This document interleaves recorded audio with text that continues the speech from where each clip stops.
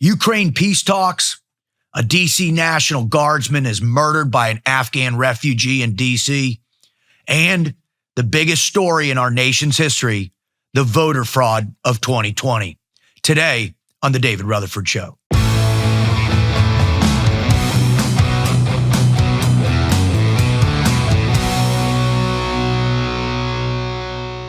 What's up, everybody? This is a post-Thanksgiving show. First off, I just want to say how thankful I am for all of you tuning in. It was a incredible week. It's been an incredible 8 or 9 months of my return to my podcast, or creating a new podcast for iHeartMedia, the premier networks, and underneath Clay Travis and Buck Sexton's podcast network. I want to thank everybody involved in that. I want to thank all of you, the listeners. I want to thank Jordy, my executive producer. Without him, none of this would happen whatsoever. I want to thank my incredible wife. She is at the focal point of allowing this to happen administratively. And it's just been an incredible experience. I don't know what we're coming up on, a few, maybe 3-4 million downloads here in that amount of time. We're really picking up steam, in particular on YouTube, as well as our X video views. So, I would love it if you could either continue to subscribe and like, or share the podcast with somebody you know and love. If you understand how I love to do this stuff. And again, the show is everything from interviews to weekend reviews to specific topics. And it's just incredible.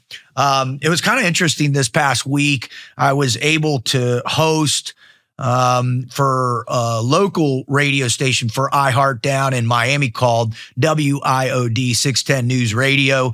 I filled in for Manny Munoz. And again, thank you, Manny. I really appreciate the opportunity to do that. It was on last Monday and Tuesday, and it's pretty wild because radio is a different format. You have 4 sections per hour. You have cuts with weather and traffic and news in between, plus all the advertising promotion. But it was fun, man. Radio Rut came out in full force.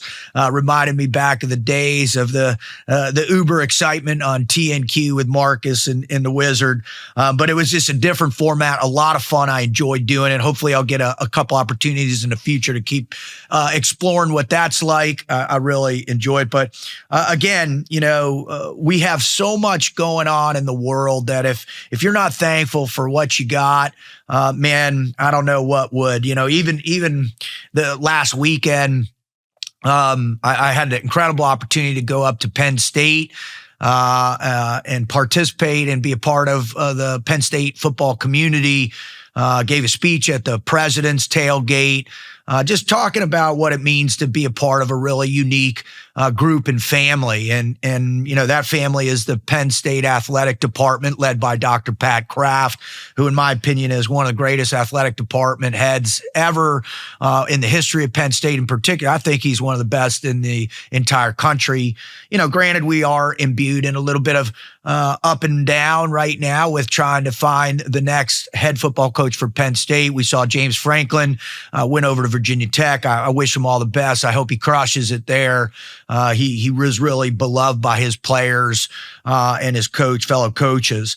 One of the things is when you go up and you're involved at something like this, and it was cool because Matt Rule, another good friend of mine, I've worked with the Nebraska Cornhuskers before. I worked with Matt when he was at the Carolina Panthers doing motivational performance coaching. I do that as my real passion in life. I love to work with sports teams and businesses and try and help them understand these core aspects of what I believe really generate great sense of self and purpose encapsulated in the essence of what all life is really about, which is our relationships, our teams, the tribes we're a part of.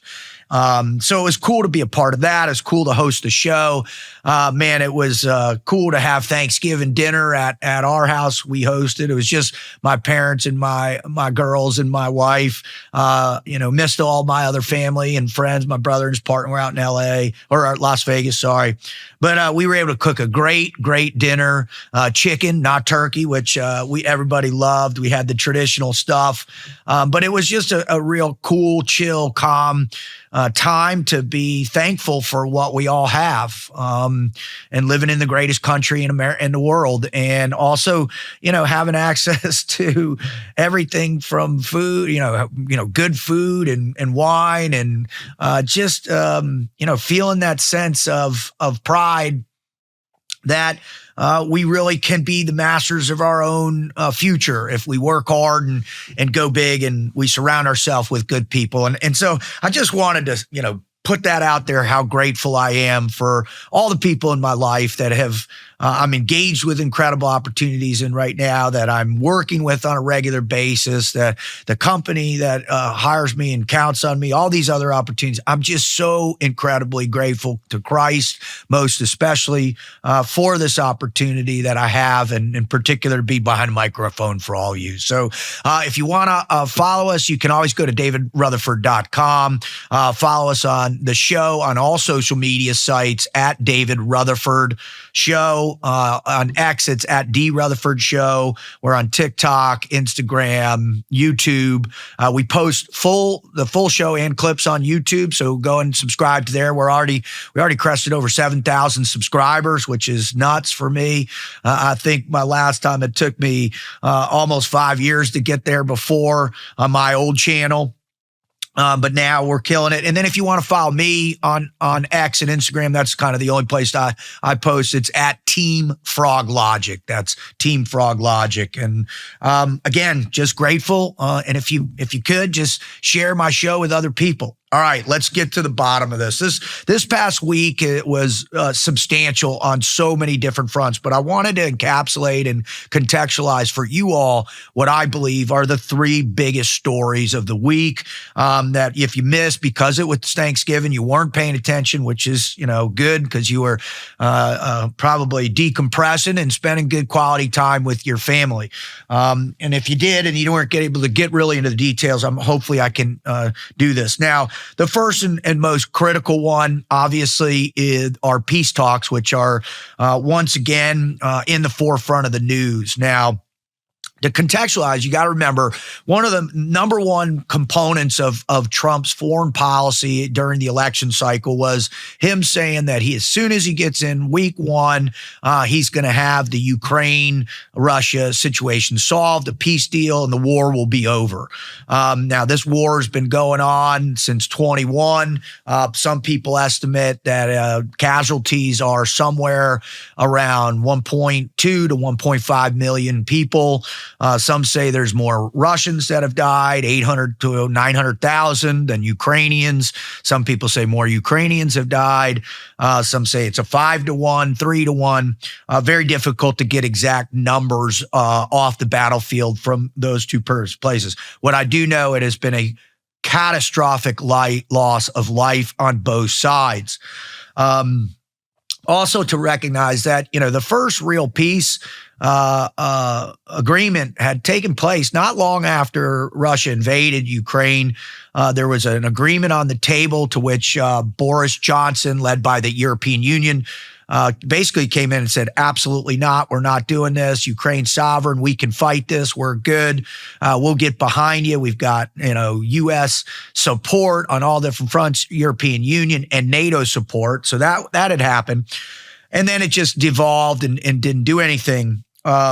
I don't think the last administration truly wanted peace. I think they wanted you had a significant group within that party. And I also think there's a significant group within the traditional Republican Party, the neocon movement, that has been gunning for some type of way to bleed Russia of its resources and put, crippling sanctions, bleed its resources, and ultimately generate a proxy war to demolish a lot of Russian superiority in the region. In that time, we saw some pretty wild things. We saw the pipeline blown up, which supplied a tremendous amount of Russian oil to Europe. Whoever did that, we don't know for sure, although they say there was an arrest. Germans arrested some Ukrainians recently for that. I think it's probably just a patsy, very sophisticated operation.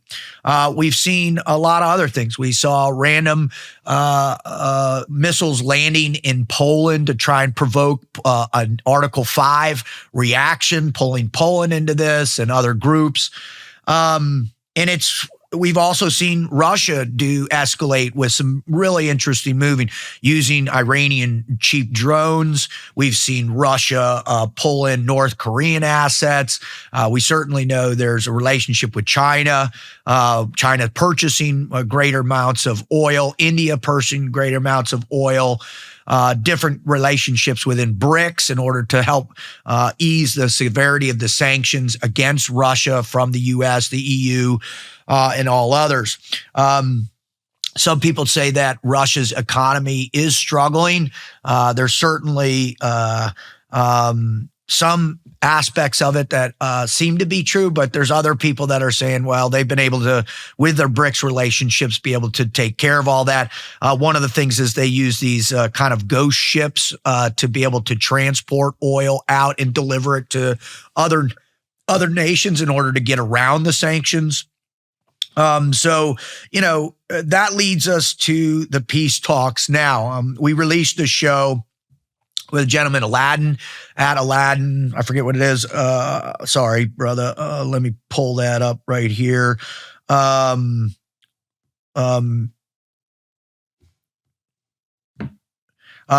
Aladdin 1983. He's over in Ukraine. We had him on a show last Wednesday to talk about what he was seeing. He gave some pretty interesting facts about the people on the ground.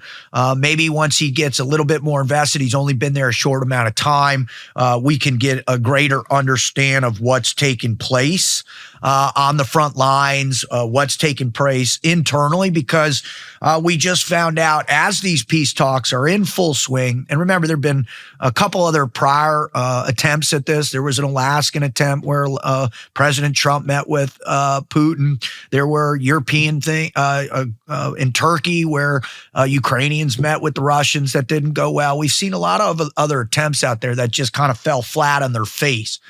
And right now, what we're seeing, and I think the biggest thing that is problematic for Ukrainians right now, is we just had the NABU, which is Ukraine's anti-corruption group, basically raided the home of Zelensky's chief of staff, Andriy Yermak. And in investigations, there was over $100 million corruption scheme, which involved money laundering through the state energy company, Energoatom. And as we do know, most of Russian state oil was run by a couple different oil oligarchs, the biggest of which, who owned Burisma and some of the others, used to own Zelensky's production company, controlled Zelensky, controlled a lot of the media companies in there, who was also the guy. Burisma was the one that Vice President Biden's son, Hunter Biden, was a part of. So when you look at all this as you lay out this map, and there's certainly many other people who have done incredible deep dives, what you got to understand is Ukraine has been traditionally one of the most corrupt nations in the world, historically. And much of that has to do with arms sales, human trafficking, drugs, financial corruption. Really, it never has it been this beacon of democratic prosperity and the light on the hill that a lot of people want you to believe in order to generate support for their sovereign independence. And so when you have this taking place, obviously what's going to transpire is, and I think that's already a pretty predictive thing, is the lack of confidence that the U.S. and Russia has with Zelensky participating in all these, because most people believe he's just a puppet for the EU. He's just a puppet for the Ukrainian oligarchs. He's a puppet for NATO, right? They're doing all their dirty work by utilizing this guy. Now, the other component that I think a lot of people struggle with is that Zelensky has suspended all elections. He was attacking Coptic Christian churches. He's been a little bit tyrannical in his rule. Now, other people are like, hey, it's a war.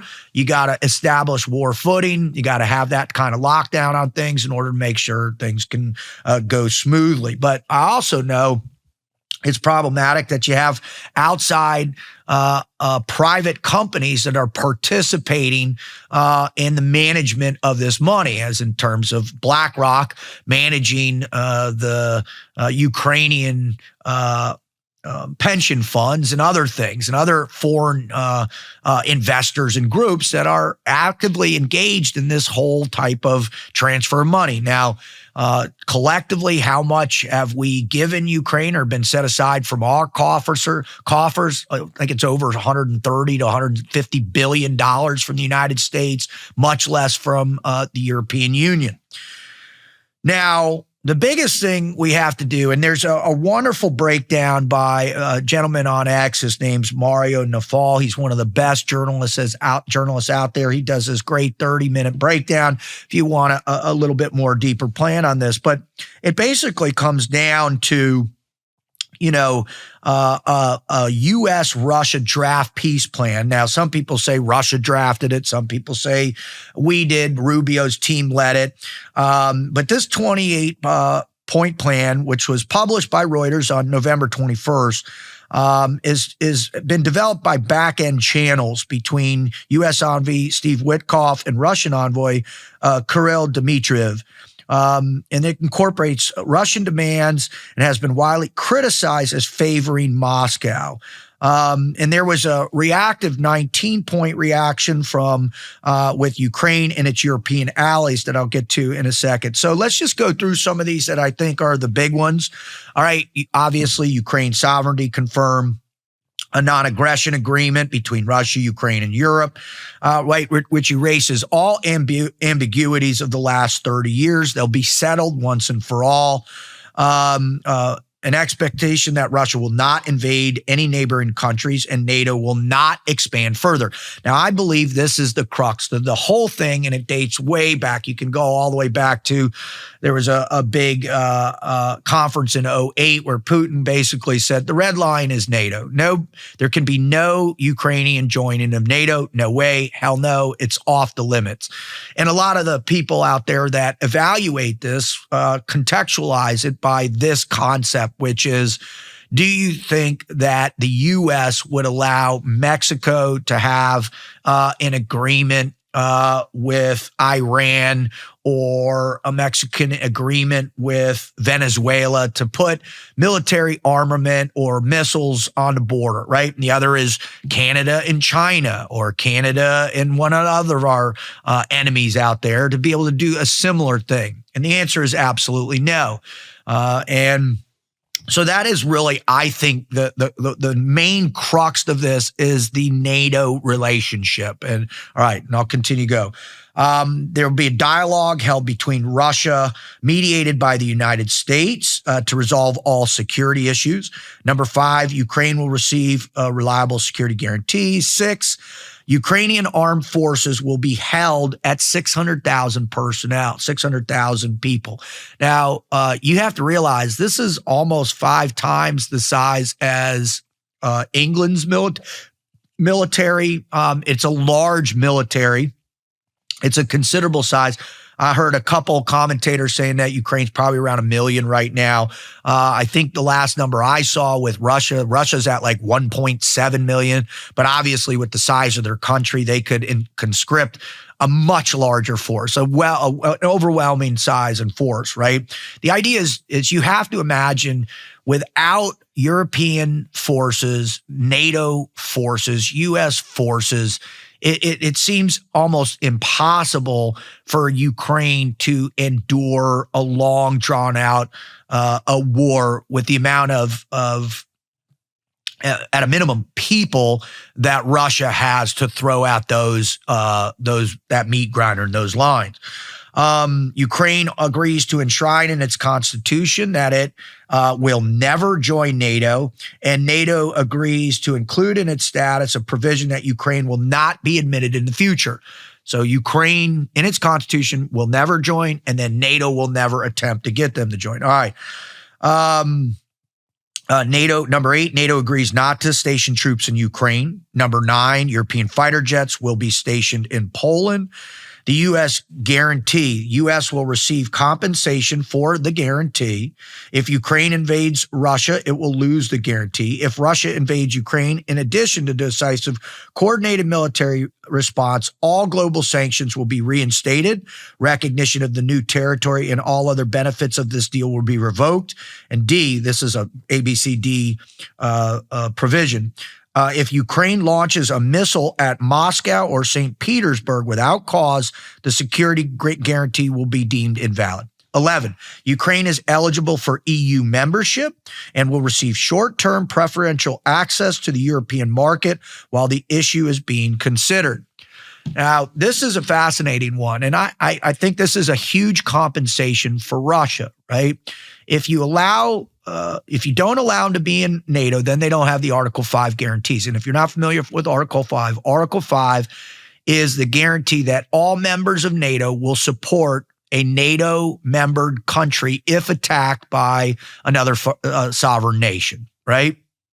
And so that's the big challenge for Russia. If Ukraine is in NATO, allowed in NATO, which is what we heard Kamala Harris say, Biden hinted at it, many people within the Department of State during that administration have talked about it. We've heard Lindsey Graham, we've heard other people that are Republican neocons talk about this as if it's something. We heard Lindsey Graham say we need to assassinate Putin, and that's what warmongers do. All right, number 12, I did that. No, this is a different one, short term. All right, Ukraine is eligible for EU. I did that. All right, a powerful global package of measures to rebuild Ukraine. Rebuilding Ukraine, including but not limited to the creation of Ukrainian Development Fund to invest in fast-growing industries, including technology, data centers, and artificial intelligence. United States will cooperate with Ukraine to jointly rebuild, develop, modernize, and operate Ukraine's gas infrastructure. Nice little deal for us, including pipelines and storage facilities. Joint efforts to rehabilitate war-affected areas in the restoration, reconstruction, and modernization of cities and residential areas. D, infrastructure development. E, extraction of minerals and natural resources.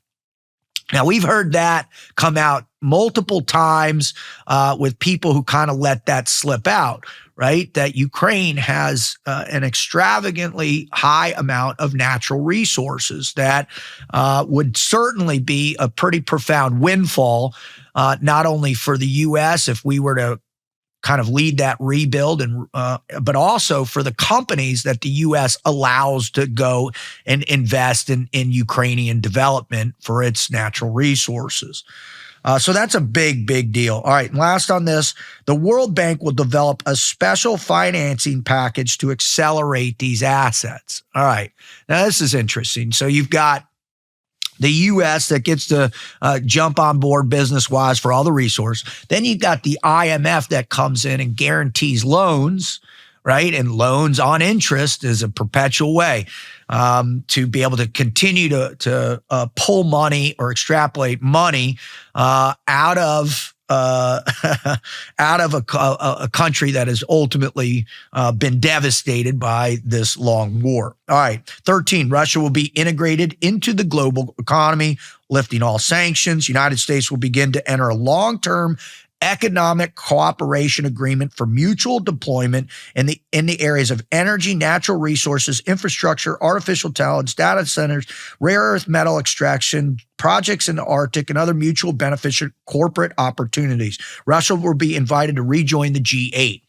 Now, many people are adamantly opposed. Why would you ever want to do business with Vladimir Putin?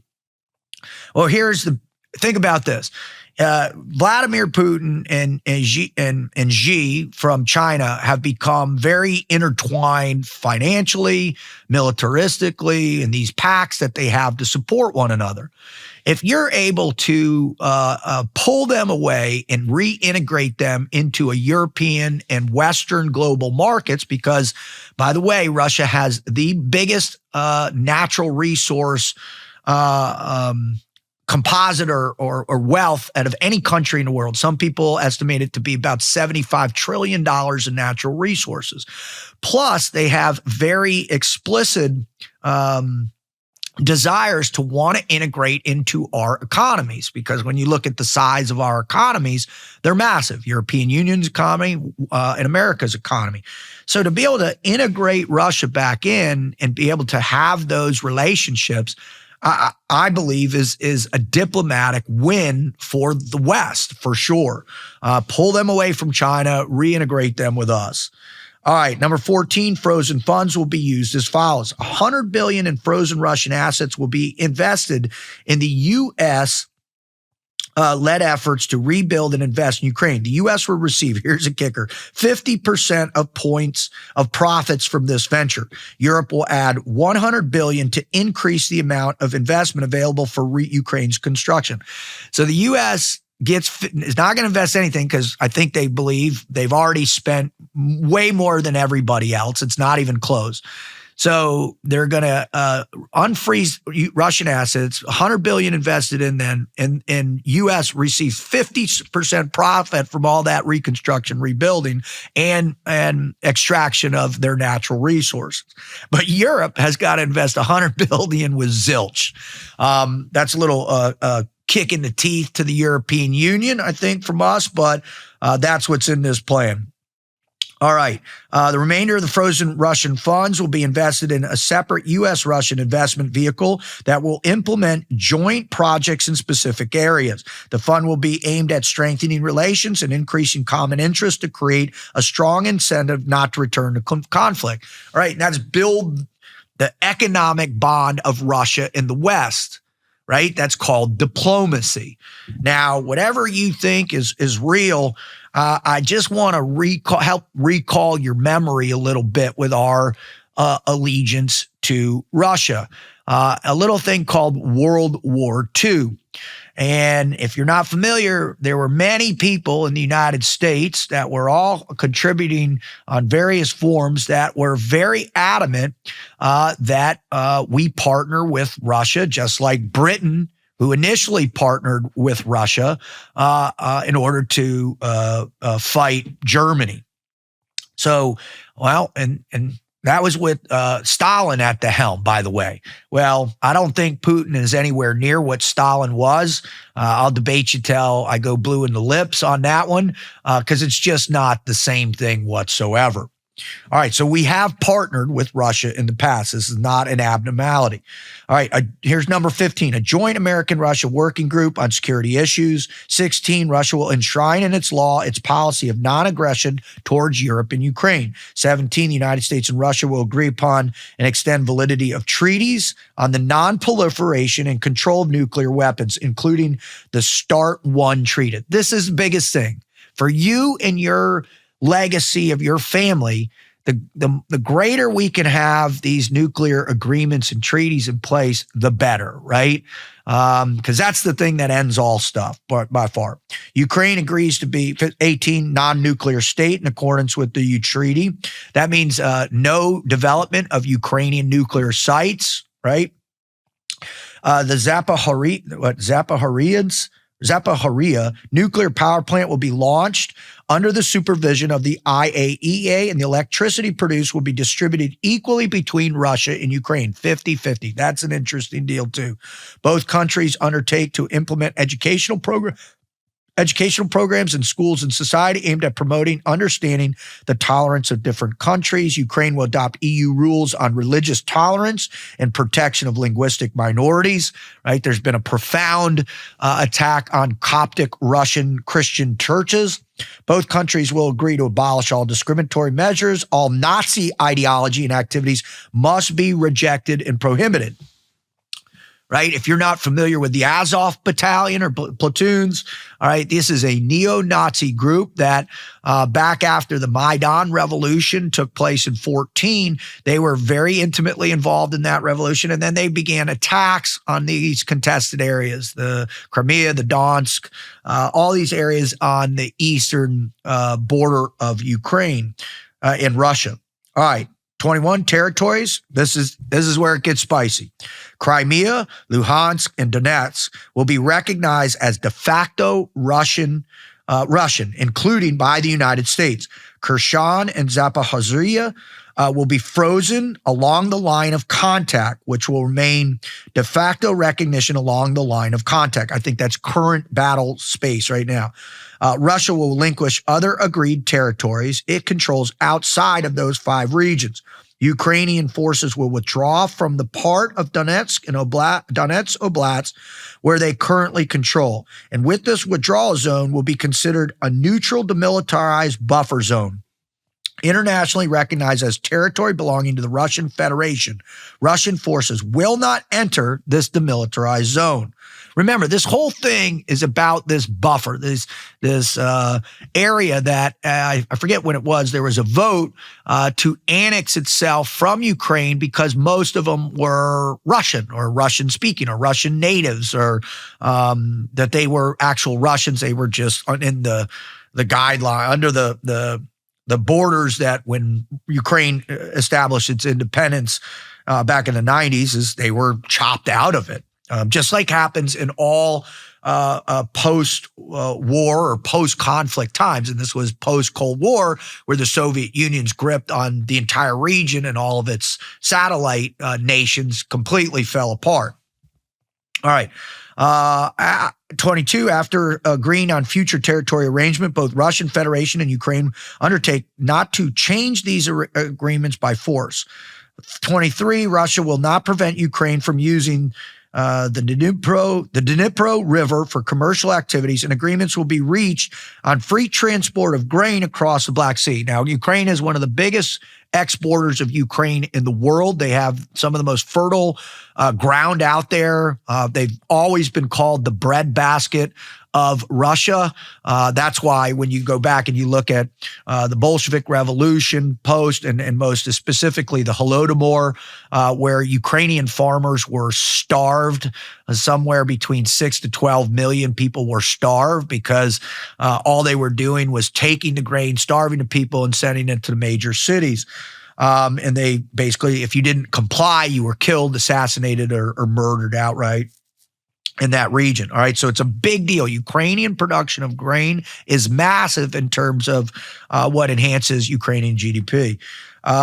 24, a humanitarian committee will be established to resolve outstanding issues. All remaining prisoners and bodies exchanged. All civilian detainees and hostages will be returned, including children. Family reunification program measures will be taken to alleviate the suffering of victims in the conflict. 25, Ukraine will hold elections in 100 days. Remember, Zelensky suspended elections once he took over office. There was supposed to be an election, I guess, last April. That did not take place. All right, so 100 days. 27, the agreement will be legally binding. Its implementation monitored, guaranteed by the Board of Peace, chaired by President Donald Trump. There'll be penalties for violation. 28, upon all sides agreeing to this memorandum, a ceasefire will begin immediately effective upon both parties withdrawing to the agreed upon points for the implementation of the agreed plan. All right. That's a lot, but I wanted you to understand what was at stake. Because I think anytime you watch the news or whoever's distributing information, in particular on traditional old school media, you only get just these little snippets of these things. And you got to understand what's at stake because, it's not like it hasn't cost an immeasurable amount on both of those countries. Let's call it 1.5 million human beings killed, how many families displaced, how many towns destroyed, how many livelihoods destroyed. I mean, the impact of this is massive, just like the impact of during the Iraq war, the Afghanistan war, right? War is a horrific thing that needs to be ended as quickly as it starts, right? And I think we're at the precipice of something really positive. Now, what was interesting is, you had the European Union came back with a response, a 19-point, and some of the key points in this I thought were interesting. All right, they said you have to remove the NATO non-expansion requirements. All right, this goes back to the core of what Russia's issue is, and if the EU says no, we're going to be able to continue to expand NATO for those countries who want to participate, you're right back at zero. So that's one of the key components. You have to remove and the recognition of the Russian territories that it's captured. Again, this is the second biggest point. Russia is not going to give up what it sacrificed 800,000 of its own men to get, when they also believe that it's a Russian territory, in particular Crimea, which is, home to Russian's fleet. So that's not going to happen. All right. The other one is the EU wants to raise it to 800,000 troops. I think Russia could capitulate to that. Big deal. 200,000 more. They want to freeze the active lines right now so Russia can't continue to press, because a lot of the other on-the-ground people that are in those areas, Russia is gaining territory. It's slow and it's brutal, and they're having a huge cost of life, but they keep gaining ground. What was it? NATO consensus for joining. That's ridiculous again. Then they're saying no permanent NATO troops in Ukraine, which kind of leaves the door open. Well, we could put NATO troops just for the transition people and then just somehow leave them there, I guess. And then they want some type of Article 5 agreement from the U.S. that if the peace deals are reached and then Russia enters anyway, then automatically there's an Article 5 initiation for U.S. and European Union countries. NATO, essentially NATO, comes in and defends on Russian soil. And then they want a staged sanction for a staged relief of sanctions on Russia. Don't let them get all their stuff back right away. See if the peace holds. Drip out the removal of sanctions on Russia. So that's what's taking place now. This is an opportunity right now for really probably the most destabilizing thing for humanity to kind of gain control of itself and settle back into a place. My opinion is I think this is the best we're ever going to get. I think if this one misses, there's a high probability that Russia's going to continue to just grind them down like they are. Also, not even needing to continue to, send attacks, and they are. They're launching drone attacks against cities, Kyiv and the others. We heard Aladdin Stephen talk about that while he went one hit. He just posted again. There was another one. So those drone attacks are still taking place on civilian areas, but you are not going to generate a sizable enough force to take back Russia without implementing of more advanced missile systems and weaponry, in particular air support, right? Without air support has always been one of the most predominant assets that any military can have. Why? Because just think of what you can do when you have air supports, when you're dropping bombs on people that can't reach you with drone strikes or weapons, even anti-aircraft stuff. I mean, it's just such an advantage. And so I don't believe Ukraine has the opportunity with what its resources have. The other probable thing is that Trump's going to get just sick of Zelensky and the EU and basically say, all right, have at it. You guys are on your own. I mean, we saw European Union commit to a very substantial military aid package. What was it? I think it was like $500 million $500 million commitment to support them. I mean, but this is already costing billions and billions of dollars. I don't see it. So I'm hoping that the pressure from Trump on the EU, on NATO, can get this deal done so we can finally take a breath of relief at the potentiality of nuclear armed countries going head to head in some unfortunately stupid accident which takes place. All right. Yeah, that was a long one. Next one I'm going to go into next is the attack on the National Guardsman in Washington, D.C. We found out that a Afghan refugee named Rahamullah Laquanal attacked two D.C. National Guardsmen. One is in critical condition and the other has died, Sarah Beckstrom, who was 20 years old from West Virginia. This is absolutely a staggering reality, and it's a wake-up call for all of you out there that believes in unrestricted immigration. This goes back to what Sarah Adams is predicting. There are going to be these style of terror attacks, and this was absolutely. If you're not familiar with the details on this guy was part of the Kandahar Strike Force, the QSF.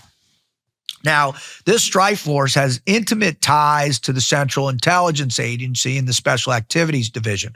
Within that group, there's a paramilitary branch called Ground Branch. And what Ground Branch essentially does is they work with local indigenous forces, train them to conduct counterinsurgency missions against whatever host country they're operating in. And so we would take these very elite former tier 1 guys, partner with them with full-time paramilitary case officers. Many of them had military backgrounds. And you have these guys going in, they're training these guys and they're running ops with them against the local force. And so, this guy worked, and he was removed or on a refugee plane during the Afghanistan pullout. And what you're seeing is the results of the negligence, not only from our politicians and last administration, but the negligence of vetting internally for whatever NGOs are supporting them, whatever organizations that are supposed to follow up, whether it's Homeland, the DOJ, or FBI, or it's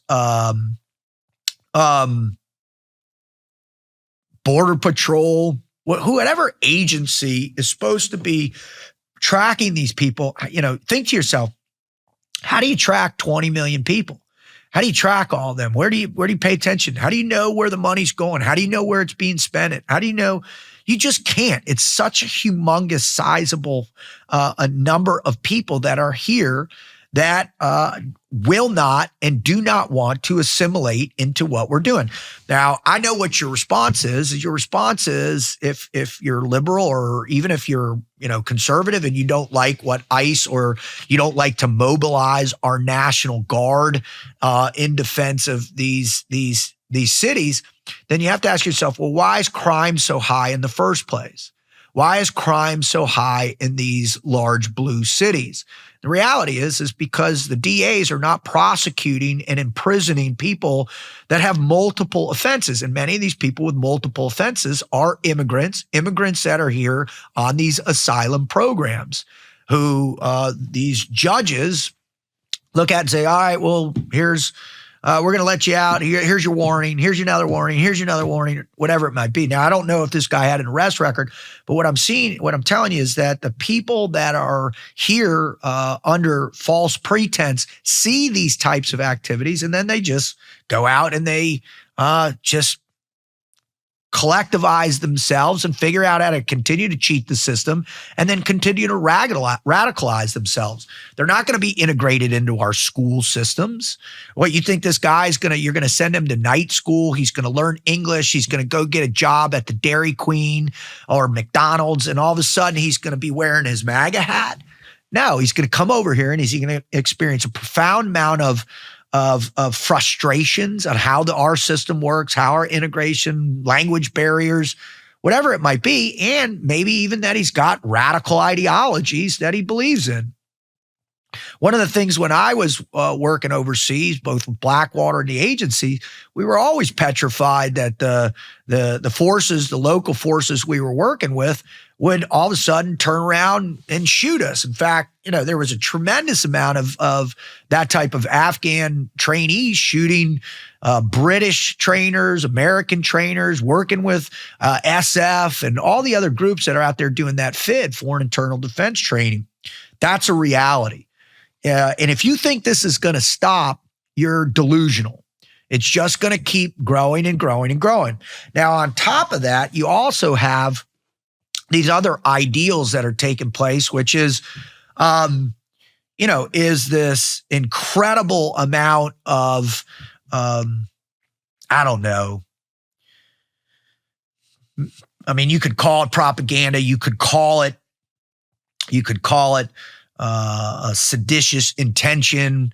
And I'm referencing the video that was put out recently by the Democratic senators and some other congressional people, all former military or agency personnel, basically advocating for active members of the military, the intelligence community, or government agencies that to be not to follow what they deem as unlawful orders. And, you've had, half the country saying this is sedition, including the president, says seditious behavior is punishable by death, which I think fell right into these guys' little verbal trap for them to come out right after and say, now the president is threatening my life, right? Which further exacerbates all the crazies out there that believe Trump is a dictator, a king, a tyrant, whatever, which then pushes forward the narrative that our Constitution is under assault, and the Republicans and people did that on the last one. And I think to a certain degree, we saw some of that take place, in particular with the censorship, unlawful orders. Remember the vaccine mandates, that was unlawful, but they didn't bother that. So now we're seeing this ramp up. And what I believe is there is a playbook that is being implemented right now. And the playbook involves a multi-step program where you bring in tens of thousands of, if not millions, and certainly not all of the immigrants who came over the border are bad people at all. In fact, I'd say the overwhelming majority. Let's just say if there's 20 million people that came over the border in the last 8 years, 6 years, 4 years, whatever you want to say, let's call it 20 million. Let's just say like 0.5% of those are radical criminals and people that want to cause harm or chaos in America. 500,000 people, man. 500,000 active people. I think it's probably a little bit more of that, because what we see large portions of these people congregating together, implementing not our societal norms, but bringing in their country of origin, their norms, and utilizing those large bodies against the system that we see. I thought you saw the Somali fraud that's been taking place up in Minnesota, massive. We've seen other fraud taking place down in Texas. We've seen it all over, and they are using our system against us. And I think that is just an insane reality.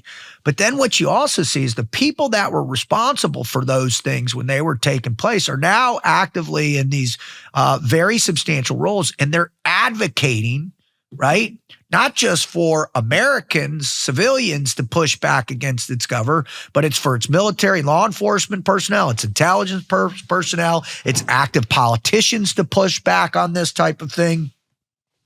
And so, one of the main aspects of a color revolution is to drive intense tribalism, right? To get us divided against one another. And, I think that's what's taken place. There's an active color revolution being waged in America.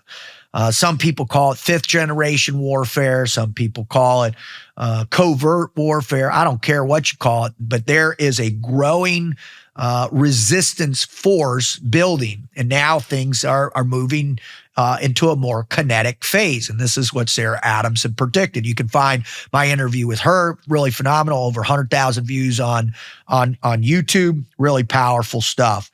All right. Now, I believe what they're trying to do is incite rage in us, in particular, myself and my fellow comrades that and I know you're going to say, oh, he said comrades, he's a part of it. But what the reality is, the guys, my fellow patriots, the men I served with and know that served overseas, and the men I don't and women I don't know in the GWAT. And what I'm seeing post in the last few days is that, guess what, everybody, if you don't get hold of this, we're going to have to take our actions into our own hands. And that's what a lot of people are saying. But I also have a lot of people I respect that they're to say, don't fall prey to this. That's what they want us to do. They want us to entrench ourselves, draw the red lines, and start being violent ourselves. Because that's what happens. You start this, then all of a sudden you're able to implement draconian lockdowns in terms of laws, oversight, militarization of municipalities and government and state agencies. And the next thing you know, we've got this emerging tyranny that leads to irreversible conflict, kinetic conflict, where people are dying on mass scale. What I think we need to focus on are the biggest issues that out there. Number one, financial corruption.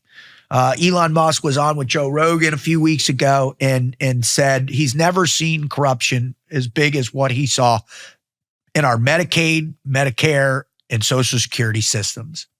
Billions and hundreds of billions of dollars annually in fraud in these systems. Now, you look at how much money the last Trump administration, how much money the Biden administration, how much we're spending now in the big, beautiful bill, at $38 trillion in debt. I think it's just one continuous race to basically fund as many people within the system, the DC elites or the tech elites or the political or the military industrial, whatever it is, right? You keep these contracts flowing through these NGOs, whatever it is. And that way you just bleed us dry until the inevitability of the color revolution or the financial collapse gets us to the same place as is.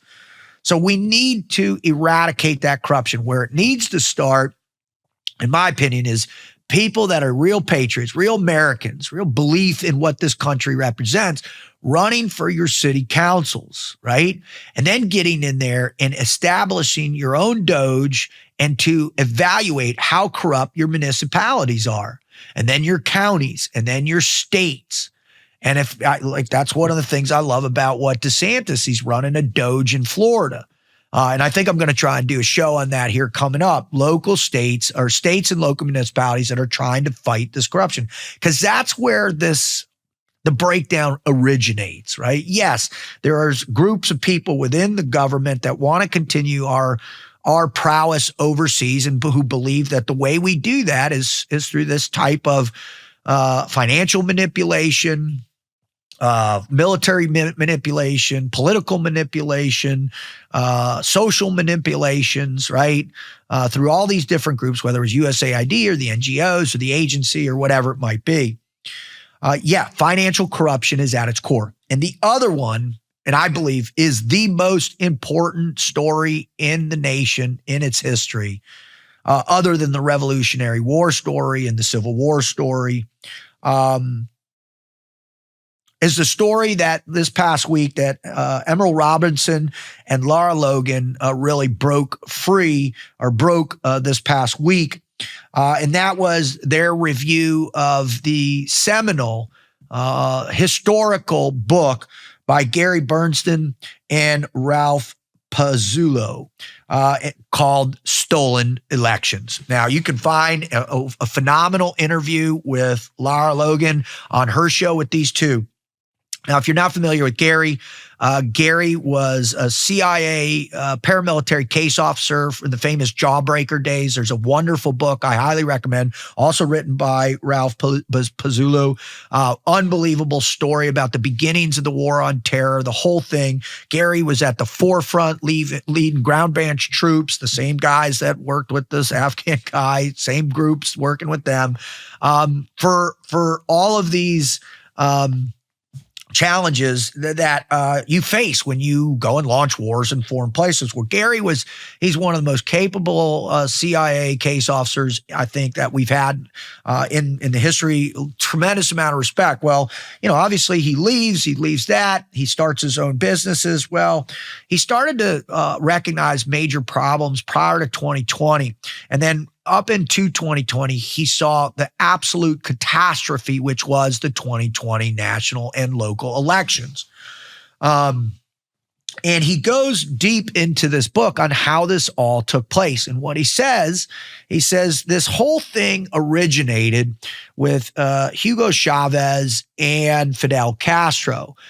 Chavez had some substantial. Now, prior to Chavez, Venezuela was one of the most prosperous countries, the most prosperous country in South America. They have some of the most vast natural resources, in particular their oil reserves.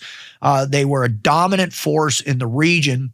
Well, Chavez came in preaching, socialism, essentially Marxism, communism, preaches socialism, free healthcare, all that. But couldn't win because his opposition was like, this guy's a radical. He's going to nationalize industry and destroy the country.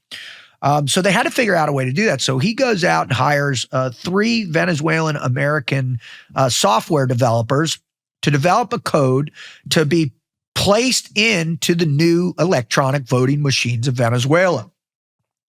What they ultimately designed was a software that could be manipulated to flip any election they wanted. Well, fast forward, after this was incredibly successful, what they ended up doing is they started a little company called Smartmatic, right? Now, Smartmatic has gone on and developed into multiple other different countries or companies. And been implemented in what they say are 76 different countries around the world, including our own. You would know the modern evolution of this software system as Dominion voting machines. And there's some others that are in different states around the country that use the same software, just under a different core titled name. Now, Dominion came from a small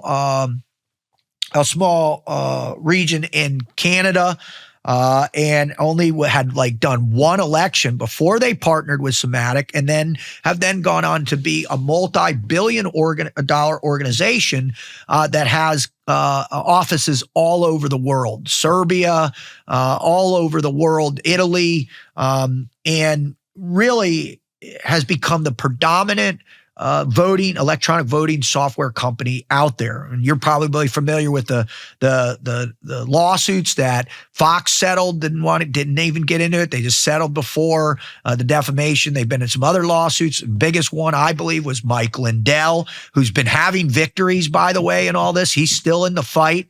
I really got into Mike Lindell, and he had a cybersecurity, and you can watch all these online. Just go to Mike Lindell. Another huge one is True the Vote, folks. They were integrated in discovery of all this. They discovered a major Chinese ring that was using Smartmatic software in Michigan, right? Antrim County, the flip of 6,000 votes. Muskegon, there was a vote manipulation. Pennsylvania, we saw not only with the mail-in ballots, some 290,000. There's a testimony from the truck driver brought those in from upstate New York, but also in the counties, vote flipping. Fulton County, Georgia, we had mass mail-in and vote flipping there. And then the most famous one that I believe was the story of Tina Peters out in Colorado.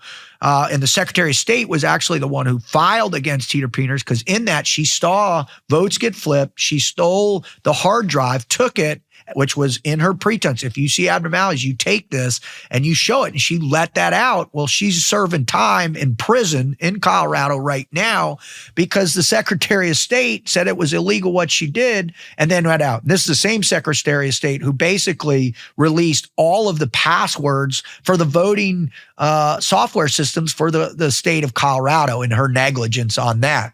And if you go and you listen to some of that story, it's unconscionable. Like, Tina Peters is a real patriot. She lost her son, who was a Navy SEAL. She's a Gold Star mother. He lost him in Iraq. And she was essentially on the front line, the tip of the spear, saving the republic. Because guess what? I'm here to tell you, If you don't have elections, you have nothing. And what you got to do is got to start to pattern the realities. Do you think that California is predominantly liberal in every part of the state? We know that to be true, but yet Republican is so underrepresented in all of these elections. You go up to Massachusetts, right? There 46% of people who live in Massachusetts are conservatives, yet there's not one representative in the state of Massachusetts who's Republican. Why is that? Look at New York, right? Look at all these places that have no voter IDs. I mean, that alone is not an argument that most Americans believe. Federal ID, federal elections, you should have to show your ID. You show your ID for every single thing else in your life. To get your driver's license, you have to have, right? It's an ID. To get a bank account, to do any of these things, all this is required. But in order to vote in the most substantial elections that we have, no voter ID. And we also know voter rolls have been absolutely tragic in most all of these states. So if what is Gary Bernstein and Ralph Pazuello are saying is accurate, there is a multi-country conspiracy that goes around the world that has been flipping elections towards more socialist, progressive, liberal candidates all over the world. And that's what's taking place. And they believe that their investigation, and they verbalized, they took it to the FBI, who basically said, if you show this to anybody, you're going to jail. They took it to the news and the press, who said that you need to leave the country. Gary actually left the country, moved over to Europe with his family because he thought he would get processed when he brought this forward, prosecuted. If we don't have a full-blown investigation, bipartisan investigation into this problem, we do not have America in 8 years, 10 years. It's gone. Because the next time that the radicals, whoever they are, whatever they represent, wherever they come from, whoever they're supporting, the deep state, the blob, whatever you want to call it, if we don't rectify our federal elections and these voting machines, which have been proven, and by the way, everybody knows that in 1819, or all the way back to 16, when Trump went, Clinton went high and right, said the Russians interfered, which we know was all bogus. None of that was right. That was all a lie. The Russiagate, complete fabrication, which was led by who? Obama, Brennan, Clapper, all these people, right, led this coup against Trump coming in, and then actively pursued him the entire 4 years, all the way up to 19, where they're saying our elections are not safe. These dozens of senators, Democratic senators and congressmen, our elections are not safe. Look, there was even a documentary done about the electronic voting machines showing how easily they could be flipped. But 2020 comes, and it's the safest election in human history, followed by all of these government agencies started to dispute disinformation, misinformation. Now, everybody says, oh, this has been adjudicated. They've never won in court. Well, every single one of those court cases, up into one that was brought to the Supreme Court, they didn't allow evidence to be submitted in these cases because they said there was no standing. So not a single court, Pennsylvania Supreme Court, Wisconsin Supreme Court, Michigan Supreme Court, Georgia Supreme Court, California, Arizona, we will not hear this because there's no standing. And yet all of these things have come to be true. If you want your country, regardless of what side you're on, you should absolutely advocate for open and transparent. Get rid of electronic. And you know what the next thing is? And I just saw it. Eric Swalwell, who's running for governor in California, he said just this week, we should be able to vote on our phones. Let me repeat that. The guy who used to date a Chinese spy, old Fang Fang, hot legs Fang Fang, wants us to vote by our phones because there's no way that that will be corrupt or manipulated in any way. You got to understand our country, and a lot of people are like, I am sick of the people banging their hands and saying this is happening and, enough. My world's fine. Everything's fine. Yeah, there's some little things, but there's always things. But I'm here to tell you, I'm not making this stuff up. I'm not just pulling it out to get clicks and likes. I don't think I've ever tried to do that. I don't ever try to be fantastical. I try and find people I think are credible, and I've tried to bring that information forward. I spend a tremendous amount of time researching every single day. That's what I do because I care about my reputation behind the microphone. But I care most about America. And the future for our children is not guaranteed, ever. We're always just one generation for the collapse of America. And you have to understand there are people that are actively trying to take America down because America is the last thing that is preventing the globalization of a one world government, a new world order, which has been their intention for 60, 70 years, maybe more. Global governments is easier. Right? Global governments, one government that rules by committee, one singular military that governs the population, one single currency, right? Once you're voting on this, you're banking on this, your ID's on this, your social credit score, a la China's on this, you are a slave. And the fastest way to become a slave is when you allow other people to manipulate your elections in order to govern you.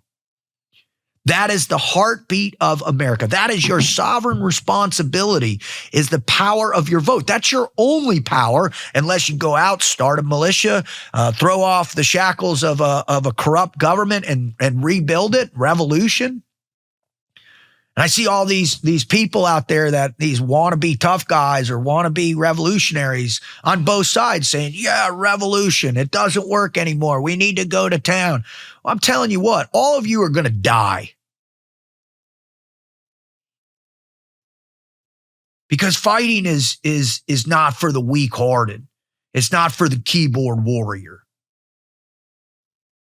And the real warriors, the people that have gone to war for 20 plus years. There will be no mercy once you push these men over the tipping point. I'm telling you that. There will be no mercy at any level.